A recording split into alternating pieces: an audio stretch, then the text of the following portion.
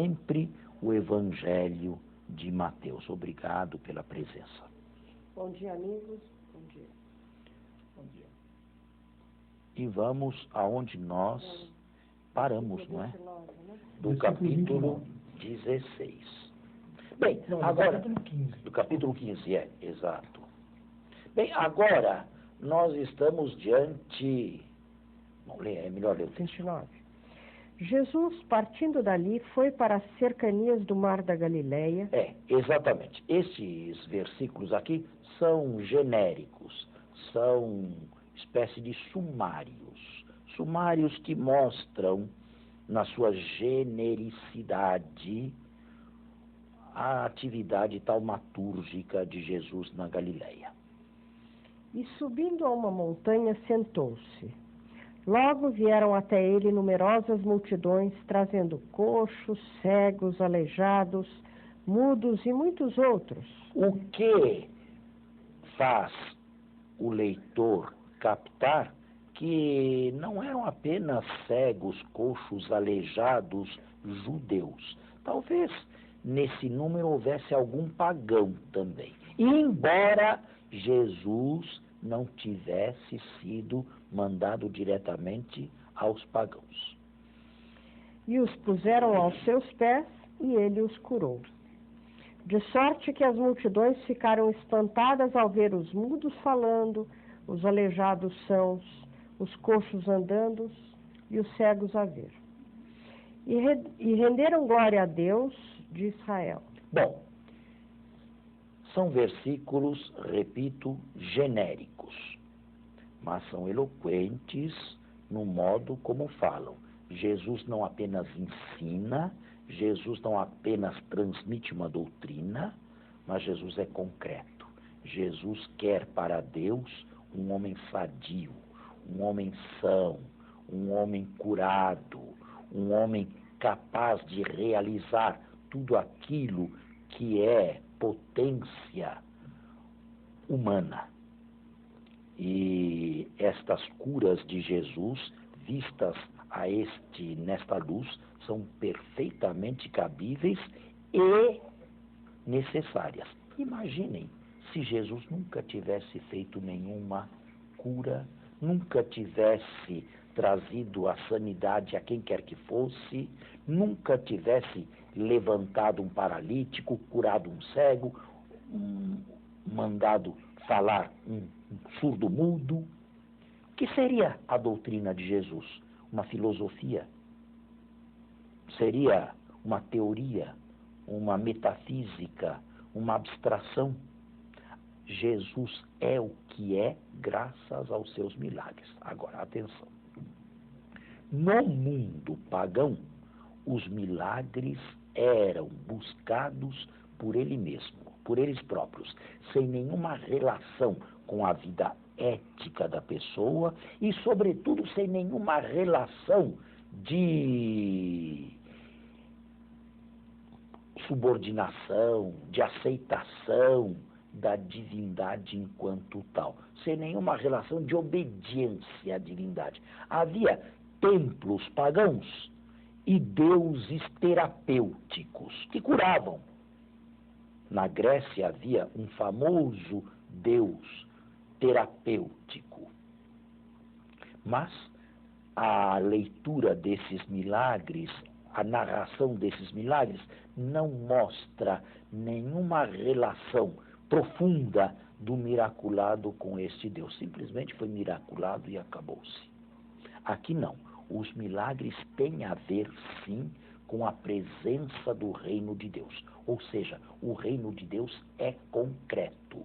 O reino de Deus não é teoria. O reino de Deus abrange o homem inteirinho. Não apenas ensina o que deve fazer, como se deve comportar, mas o reino de Deus nos eleva para uma dignidade de seres humanos diante de Deus.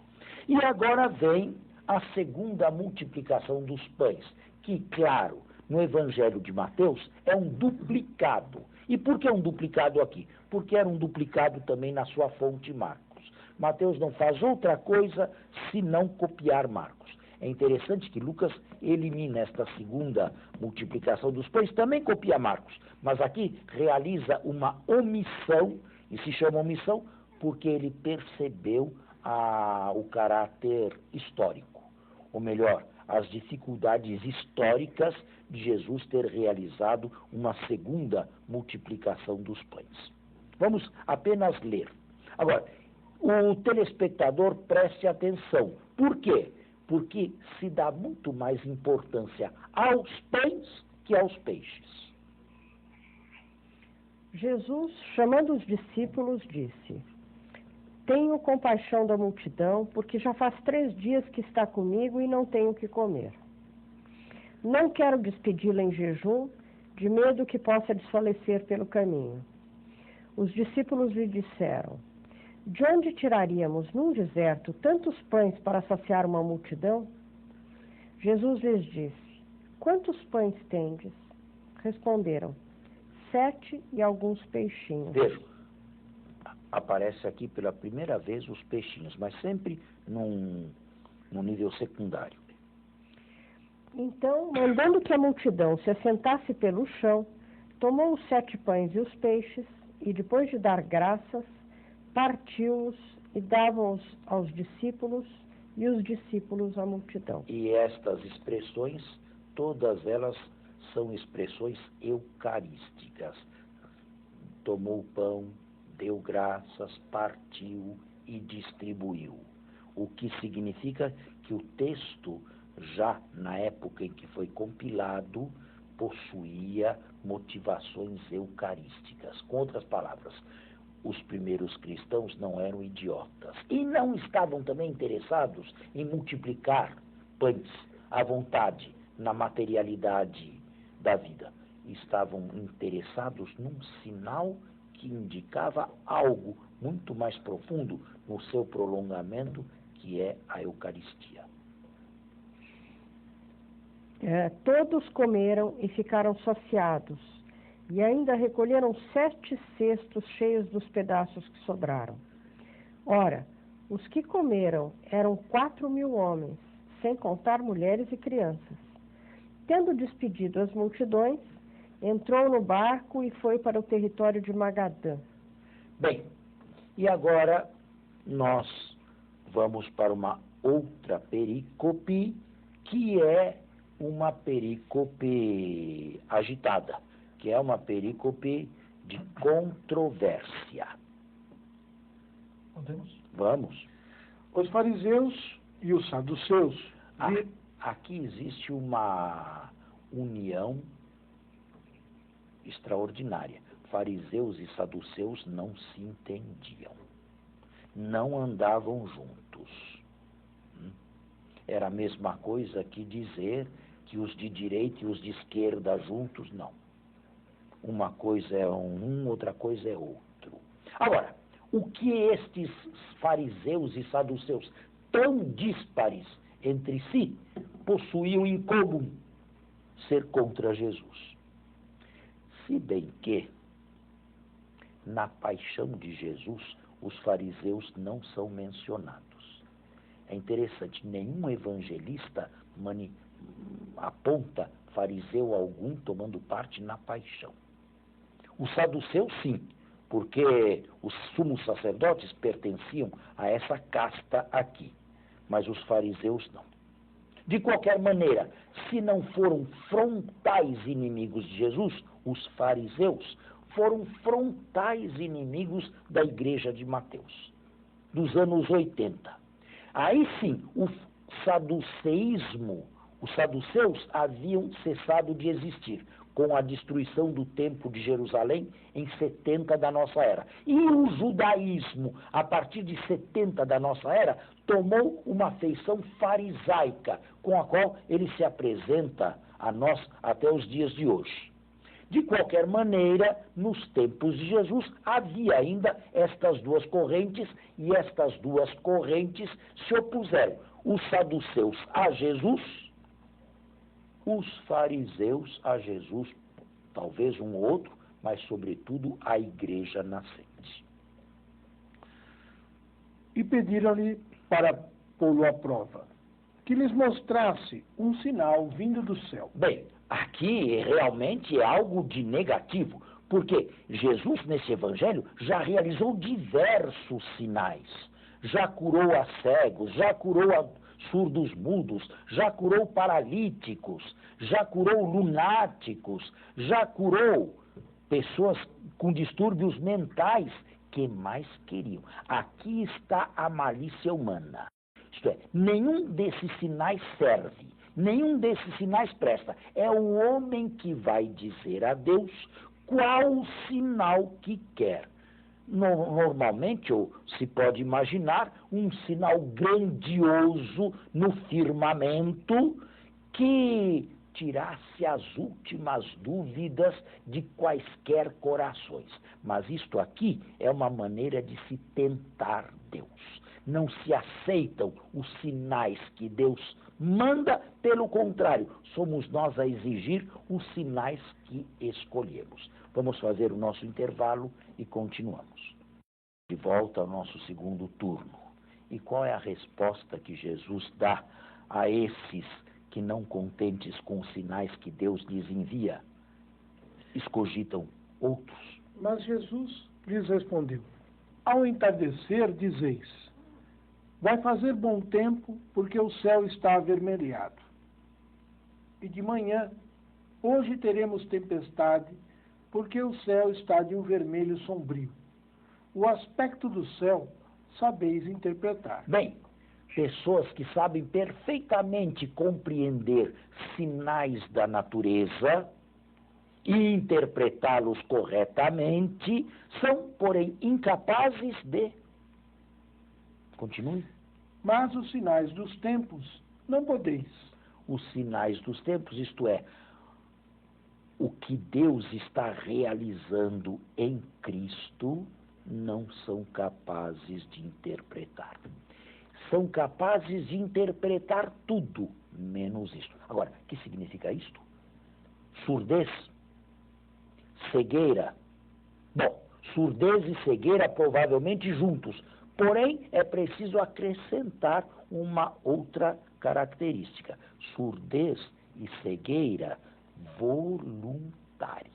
O coração isto é, Jesus curou cegos.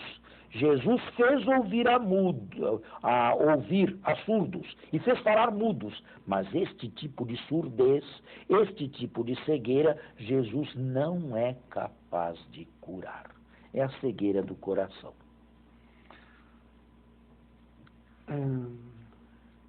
Uma geração má e adúltera. Esta é uma expressão bíblica, colaudada no Antigo Testamento. Uma geração má e adúltera. Adúltera por quê? Porque se comporta com relação a Deus como, analogamente, alguém se comporta de maneira não conveniente com sua esposa, com seu marido, traindo, abandonando.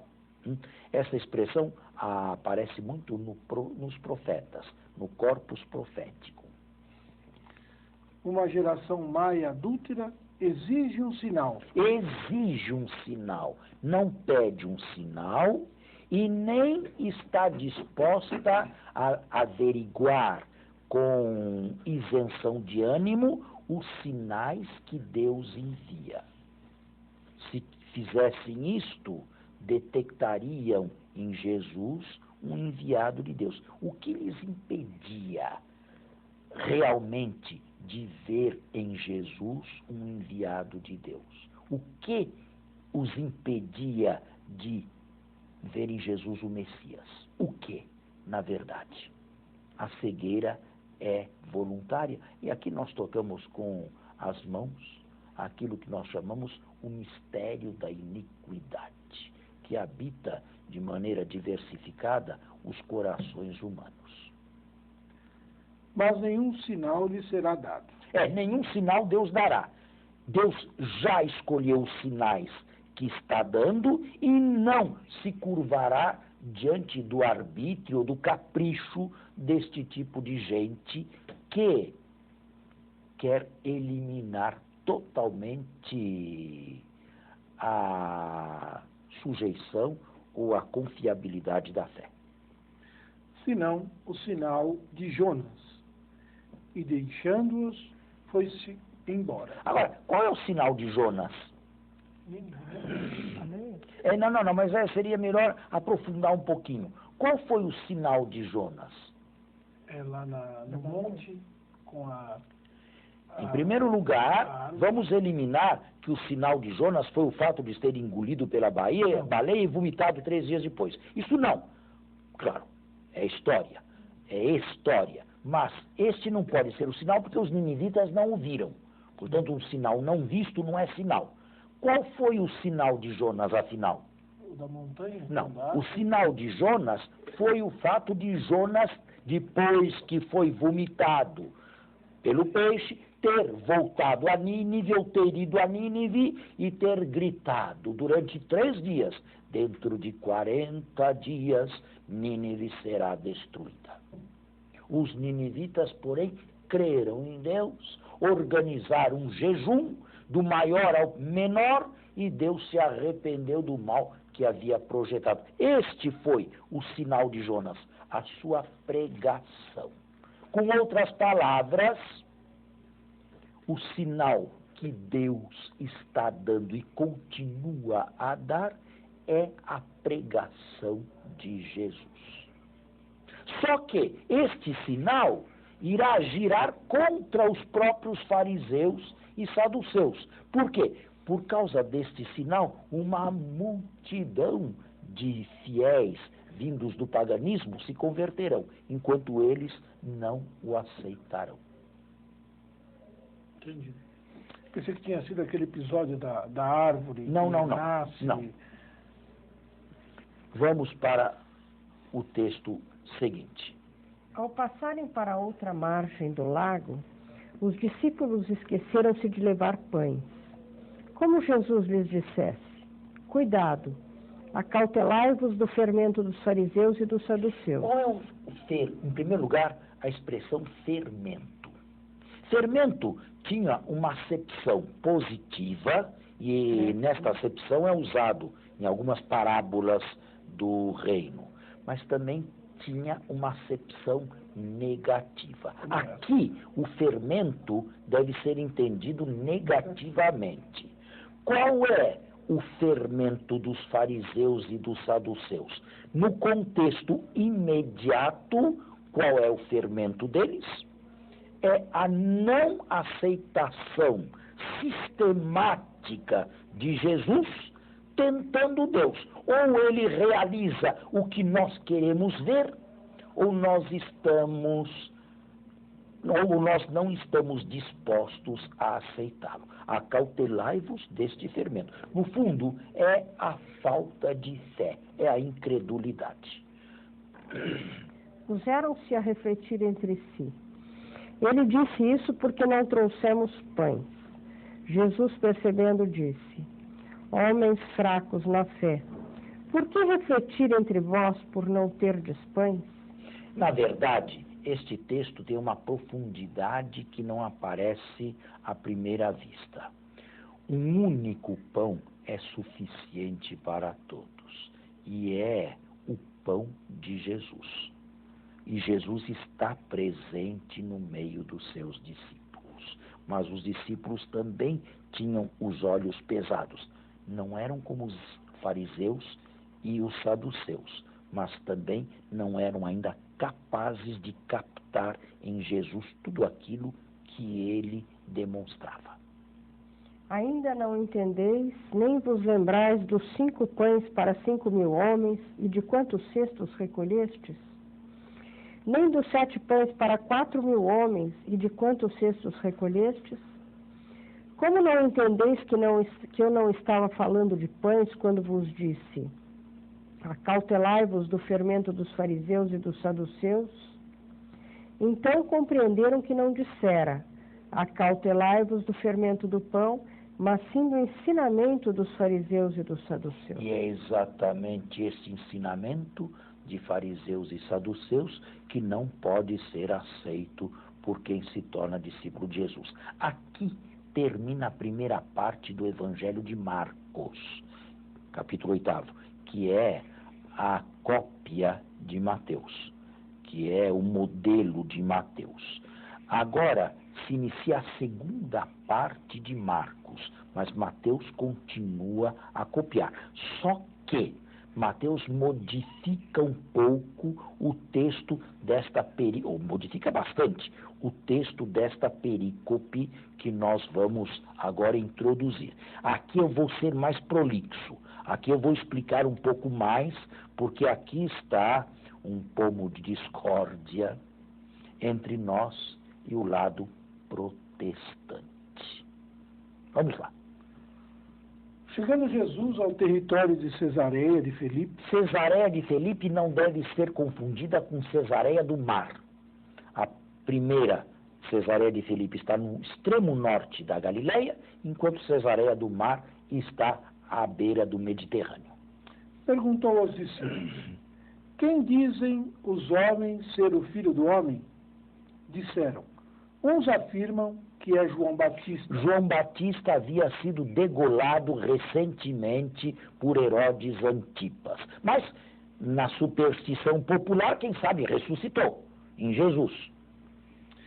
Outros que é Elias. Elias, por quê? De Elias se esperava uma segunda vinda. Quem sabe se aquele Jesus não é o Elias que esperamos? Uma crença popular afirmava que Elias voltaria. Outros ainda que é Jeremias ou um dos profetas. Que é Jeremias. Isso só Mateus tem. A cópia Marcos não faz. Por que Mateus aqui se lembra de Jeremias?